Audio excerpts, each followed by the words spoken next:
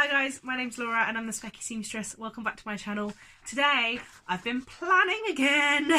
I'm going to talk to you about my Make 9 plans for 2020 and a bit of an overview of my Make 9 for 2019. Now, Make 9, for those of you who don't know, is a sort of a planning tool really, I suppose. It's really popular on Instagram. People think about 9 things they would like to make in the year ahead, and sort of like New Year's resolutions for sewing.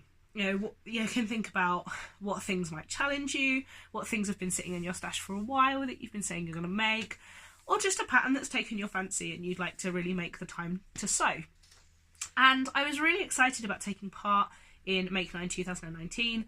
I have already filmed a vlog where I kind of assessed my Make 9 halfway through the year, because actually Make 9 is really hard. And it's not because you're not going to make 9 things in the year, but it's because it's really hard to know in January what you're going to be doing by the end of the year. And I particularly found that hard this year, well, for 2019, because I hadn't been sewing very long at all when I took part in Make 9. And so my Make 9, I'll pop up a picture here of the 9 images that I was going to make. I've actually done pretty well, but most of them were reasonably basic stretch patterns because I had never sewn a stretch garment in January 2019, and I thought that would be a really good way to expand my skills and challenge myself. So I had the Freya top from Tilly and the Buttons, the Joni dress from Tilly and the Buttons, the BB skirt from Tilly and the Buttons, the slipper boot pattern that I tried recently, also from Tilly and the Buttons, so she did well in my Make 9, and I also had the New Look 6301 wrap dress that I like, the Moto jacket that I made 2 of, the shirt dress from So Many Dresses So Little Time, the trousers, the ultimate trousers from Sew Over It, and I can't remember what my 9th pattern was. No, I can't remember, but the picture will be there. But I have made all of those other than I twirled the shirt dress from So Many Dresses So Little Time and didn't like it. And I didn't make the ultimate trousers, but I did make other trousers instead. But the challenge is, I think it was the Fulton blazer sweater, but I've decided against that. But the challenge was I just wasn't really prepared for what my year would be.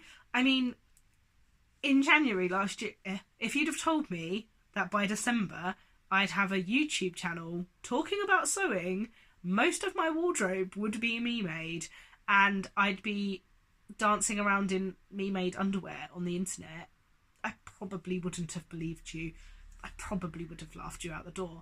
So it was impossible for me to set 9 garments that I wanted to make. And I was talking to Laura from Sew and Shown on Instagram when she came over for the sewing weekend that we had a little while ago, and saying, I don't know whether I'm going to do Make 9 for 2020 because, you just don't know what you're going to want to make, and I'm not really sure. And then I sort of said to her, I feel like I'd be better off picking 9 themes for the year rather than 9 garments. And those themes might be applicable to a number of garments. They might be patterns.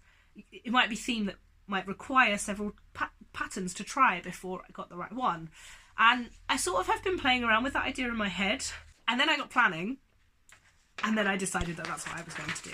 So that's what I'm going to talk to you about. So Make 9 was great for me last year in the sense that it got me really excited about what things I might be able to achieve in the year, but it was really hard because it was just a difficult concept to think about. 12 months was double the amount of time I'd been sewing for, so to plan for 12 months when you'd only been sewing for 6 months is really, that's quite challenging. So maybe Make 9 will get easier as I move on through my sewing journey in the sense of like thinking about things that I would like to sew. So let me take you through my 9 things. The first one can broadly be summarised by embellishments. I've put down here applique / trims / embellishments in brackets piping. I would really like to play around with the other things that you can put into a garment to make it special. So I haven't really done that a lot, even though applique was kind of the first thing I started sewing on cushion covers. I really want to start playing around with that more in my garment making, and I would include to that embroidery as well. So that kind of additional embellishment, I think, is a thing I'd really like to think about this year. And it's not going to be on everything that I make, but after I made my Riley top with the ribbon trim sleeves, I just love them, and I just want to explore that more as an option. The next one is facing my fear of shirt making. Now, this combines a few things because it is mostly fit issue rather than actual technique issue, but I would like to really focus on making a good shirt that looks good and would be appropriate for work. I have not found the right pattern for that yet. I have a couple in my stash that I would like to try. I would also like to do the shirt making. There's an online class for shirt making. I think it's from the Stitch Sisters that I would like to enroll in, because I think I just need a bit of help with some of those techniques to make them really nice and clean and professional looking. I keep looking over here because on my rack of shame is my Rosa shirt that I'm still struggling away with. And yeah, I'd just like to really practice all the different types of collars. Along with that fear of shirts is the fear of notched collars, which I know is not just in shirts, but it's something that I really think I would like to tackle this year. The next one kind of ties in with that because I've just put tailoring, blazers and waistcoats. I also kind of feel like in that is a really nice pair of tailored trousers, like a really nice pair of trousers. But I definitely want to make myself a nice blazer this year. In the coming year. I've bought the Jessica blazer from Closet Case, which I would like to try, and I hope that I love it and that I can get the fit really good. I'm thinking about going on a class for it because I think it might be something that, you know, a class would be really helpful for that kind of tailoring techniques. And I just love the idea of having a waistcoat. I used to wear waistcoats quite a lot with big, wide trousers when I was like a teenager going to sixth form college. Well, like A-levels in my school, but I would like to do that again, I think. Like, it would be quite cool to have a bright coloured waistcoat, I think. I'm not sure my husband will agree, but that's fine. Next on the list kind of links in with that, which is outerwear, so coats and jackets. Because I have made my two jackets, my two Moto jackets, and I've made a rain jacket as well, but they weren't great, and to be honest, they don't get a lot of wear, and I don't want that to be the reason that I don't make anymore. I need to really revisit things that I found challenging and try them again and learn to be better at them. And I mean, that's a theme in itself that isn't on this list, but it sort of is on this list, but I really want to tackle those because I think they will really add something amazing to my Me Made wardrobe. And there are so many amazing coat and jacket patterns out there. I would love to make them. The next one does sort of link in with that, which is I've put in it as revisiting stuff. And initially it came from the fact I'd really like to revisit some skirt patterns that I've tried in the past and haven't quite got right, or more commonly, I just haven't quite known how to style. And I think now I've started to make more separates in my wardrobe and I've got more top patterns that I like, I can actually go back to some of the skirt patterns I was unsure of, and I'll have more things that I compare them with. So revisiting stuff, not being put off by the fact that things have failed. I could list a number of patterns of which this is the case, and I would actually really like in the new year to go through some of those patterns that I have had not such great experiences of the first time I've sewn them. And quite often it isn't actually anything to do with the pattern, but something has put me off, and I've talked a bit about that in the past as well. So I'd like to do that. I would like to take a couple of patterns that I have had some problems with and then revisit them and hopefully resolve all of those problems and show you the finished garment. So I'm hoping to do that with a few, and I might do a bit of an intro video to that where I talk about some of my biggest patterns that I'd really like to go back to. So yeah, revisiting stuff. Taking my time on the finishing. Now this ties in, I think, with my facing my fear of shirts a little bit, because it is those finishing techniques. It's making sure that the collar stand matches up really nicely and everything is nice and neat where the collar stand meets the neckline and the button facing and things. And I would button placket. And I need to make sure that I allow myself the time to do that. I am someone who puts a lot of value on my productivity and can sometimes be distracted by getting stuff done rather than getting stuff done really well and to a really high standard. And I think there is a place in the world, and certainly in my world and certainly in my wardrobe, for both of those attitudes, just for different attitudes for different makes.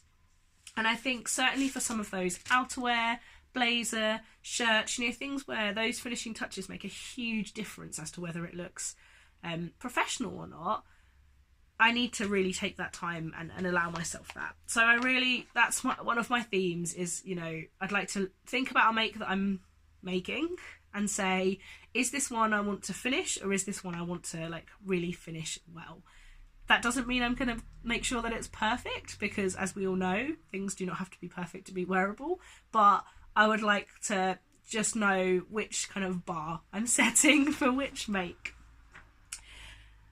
Pattern drafting, which in brackets I've just put eek because it does scare me a little bit. Now, I'm not talking about anything posh or fancy, but I would like to craft some of my own things. There's a few skirts I've seen in ready-to-wear brands recently that I love and I would like to recreate, and I don't think they're that difficult to recreate, so I'm gonna have a bit of a play around with whether I can draft some of my own things. And they're mostly skirts actually, rather than anything else too complicated, but kind of looped in with that is that I would like to go on a bodice fitting class, because I think some of the issues I'm having with shirts are that I have some fit issues around my sleeves and around my arms, and I think a bodice fitting class would be really useful to go on. So I think that kind of pattern drafting, perfecting the fit, customization stuff all goes together. The last two are two that I've talked about already, not today, but in previous videos. So I would really like to experiment with fabric painting and designing my own fabric this year, whether that is through graphic design on the computer and using something like Spoonflower as a site to order from, or whether that is literally getting my paintbrushes dirty and playing around on some canvas or other fabrics are available, because I would love to combine some of my other crafts from the past into my sewing, and I would like to do some painting. I also think it would be really cool to look at some screen printing, particularly some screen printing that might include some of my photos, because I used to be quite into my photography, and I've got some really beautiful photos from kind of travels and things that I would really like to play around with, particularly as some of those photos are quite abstract in nature, so I think it would look really cool on some fabric. And then the very last one, underwired bras. Now, I am not sure if I am the sort of person that will make underwired bras for the rest of my life and only ever wear me-made bras ever again. I know that some people do, and that's fantastic, but I really would like to tackle my fear of underwired bras so that I can determine whether they are worth the effort for the comfort and fit. So I've tackled knickers. I am working my way through bralettes, which I will have a vlog for you guys soon, but I would really like to tackle an underwired bra, and I've bought all of the kit now to do it, so I just need to tackle that and actually do it. So I have plenty to be getting on with for 2020. I mean, I don't ever think that 2020 was going to be a quiet year for me for sewing. Along with those things in my kind of Make 9, my themes for Make 9, I also really want to work on building new content for the YouTube channel. I've absolutely loved making content for this YouTube channel, and it's got so much bigger than I thought it was going to already, and I would absolutely love to see where 2020 takes us, because it would be really cool to have a great community of sewing watchers, and yeah, I would love to build that channel and build that community. So watch this space on that, and if you're excited about things to come then, and you haven't subscribed yet, then please do click on that subscribe button, and we will go along our 2020 journey together. Thank you so much for watching. I look forward to hearing about your guys' Make 9 plans for 2020 if you take part, or just generally what your plans or ambitions are for next year.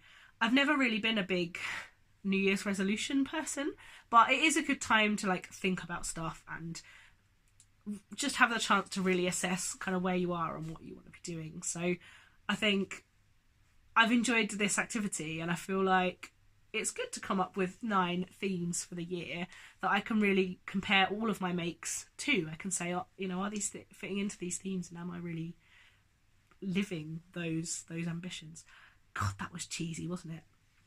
We better stop now before I get too sentimental about the year. Thank you so much for watching, guys. Until next time, bye!